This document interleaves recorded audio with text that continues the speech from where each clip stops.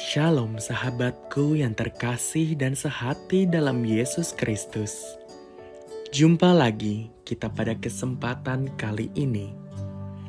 Mari kita siapkan diri dan hati kita untuk menjadikannya layak menyambut Tuhan, supaya kita bisa menjadi garam dan terang dalam kehidupan ini.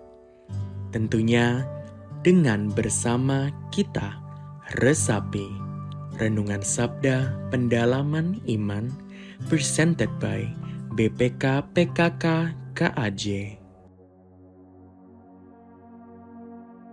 Bacaan dari Injil Lukas bab 1 ayat 39 sampai 56.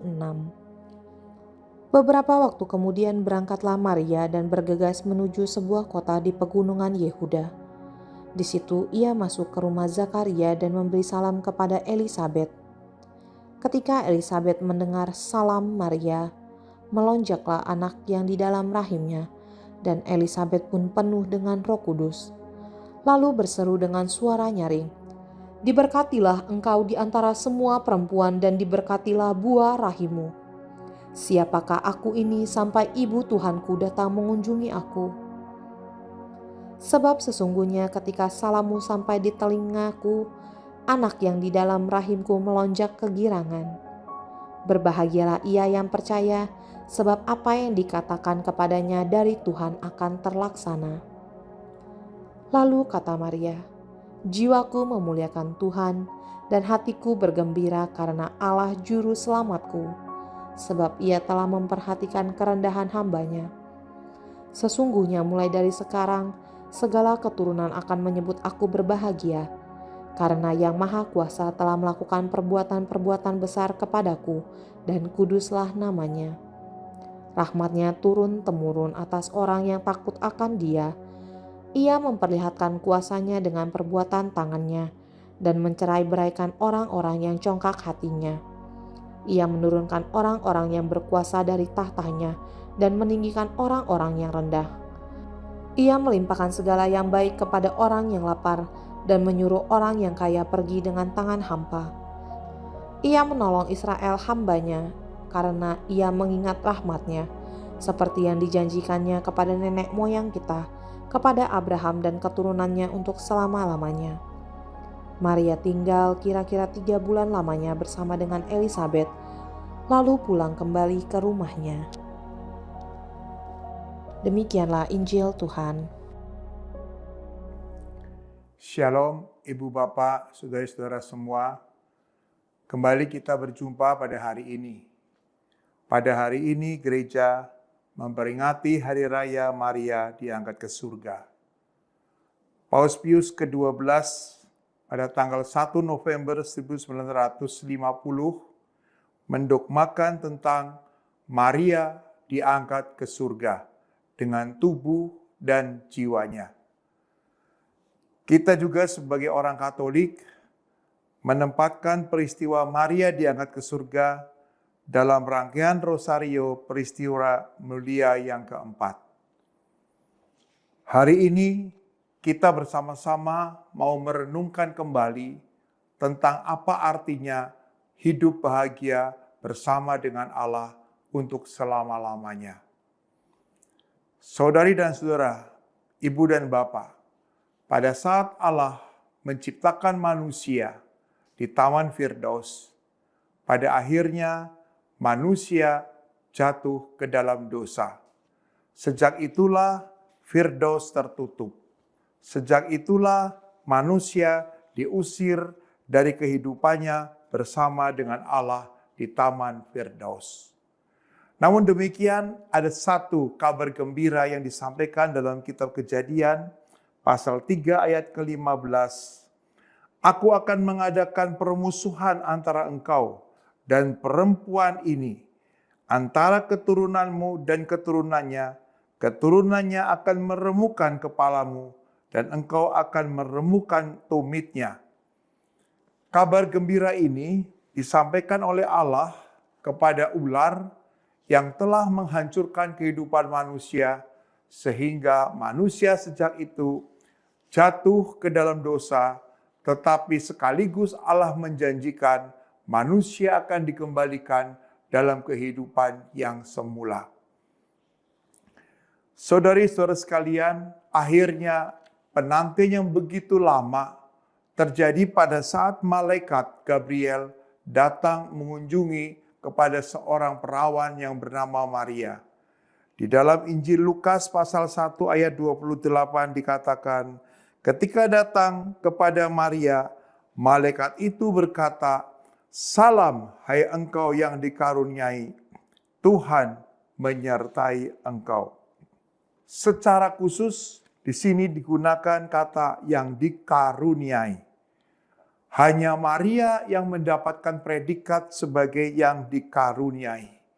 Itu artinya ada satu rencana Allah yang telah dijanjikan sejak dari kitab Kejadian pasal 3 tadi terlaksana. Artinya pada saat Maria disebut sebagai pribadi yang dikaruniai, berarti ada manusia yang diizinkan dari keturunan Adam untuk kembali ke dalam Firdaus. Firdaus adalah orientasi kehidupan setiap manusia yang percaya untuk bisa tinggal selama-lamanya ke dalam kerahiman dan kekuatan Allah. Pada hari ini, Maria disebut sebagai yang dikaruniai. Itu berarti surga sejak saat itu terbuka untuk kembalinya manusia keturunan Adam dan Hawa bersama-sama dengan Allah dalam keabadian di surga. Hari ini gereja memperingati hari raya Maria diangkat ke surga. Artinya, Paus Pius ke-12 yang telah mendogmakan bahwa Maria diyakini oleh gereja telah berada di surga dalam tubuh dan jiwanya, berarti perjalanan hidup kita juga mulai hari ini untuk sampai pada kehidupan yang abadi adalah kehidupan di dalam janji dan rencana penyelamatan Allah.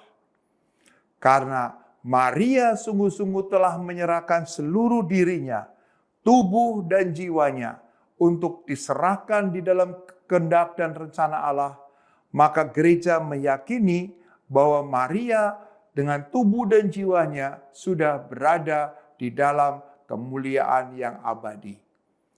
Bagaimana caranya Santa Perawan Maria mengisi hari-harinya untuk mencapai kemuliaan yang abadi itu? Maria memilih untuk menjaga Yesus demikian rupa. Dalam kitab Wahyu yang menjadi bacaan pada hari ini juga dikatakan ada seorang wanita yang melahirkan seorang anak, dan wanita itu sungguh-sungguh berjuang sedemikian rupa bagaimana wanita itu menyelamatkan anak yang dilahirkannya. Jika anak itu adalah Yesus, maka wanita yang dimaksud dalam kitab Wahyu adalah Santa Perawan Maria itu sendiri. Karena itu, Maria telah menghidupi apa yang telah Tuhan rencanakan. Pertama, Maria bersedia mengandung Yesus. Maria bersedia untuk melahirkan Yesus di kandang Bethlehem. Maria juga bersedia untuk mengalami penderitaan saat pengungsiannya di Mesir. Dan Maria juga akhirnya mengasuh dan membimbing Yesus selama 30 tahun di tempat yang tersembunyi di kota Nazaret. Saudari dan saudara sekalian, pada akhirnya kita melihat bagaimana Maria dengan seluruh tubuh dan jiwanya hadir di bawah kaki salib Yesus. Itulah artinya hidup di dalam kekuatan sepenuh-penuhnya tubuh dan jiwanya. Hari ini kita memperingati Maria diangkat ke surga. Kita juga ditantang untuk menapaki kehidupan kita mulai hari ini sampai pada akhirnya belajar dari cara Maria menghidupi seluruh tubuhnya dari jiwa dan raganya. Satu kunci untuk bisa menghidupi itu adalah dikatakan di dalam Injil yang kita dengarkan pada hari ini. Jiwaku memuliakan Tuhan dan hatiku bersukaria karena Allah juru selamatku. Marilah saudari dan saudara sekalian, kita bersama-sama merayakan hari ini dengan membawa jiwa kita yang selalu memuliakan Tuhan. Tuhan selalu mendampingi kita semuanya. Amin. Dan marilah kita akhiri renungan ini dengan doa. Demi nama Bapa dan Putra dan Roh Kudus. Amin. Allah Bapa yang penuh kasih, kami bersyukur pada hari ini seluruh umat-Mu merayakan satu peristiwa yang begitu agung, di mana Bunda Yesus diyakini oleh gereja telah berada dalam kesatuan abadi di surga. Karena itu ya Bapa, dampingilah kami semua, umat-Mu yang masih sedang bersiarah di dunia ini, agar senantiasa terus-menerus meneladani kehidupan Santa Perawan Maria, dengan membawa jiwanya sepenuh-penuhnya untuk selalu memuliakan dan menyembah serta memuji nama-Mu. Seluruh pesiaran hidup kami ini ya Bapa, kami serahkan kepadamu dengan perantaraan Kristus Tuhan kami. Amin. Demi nama Bapa dan Putra dan Roh Kudus. Amin.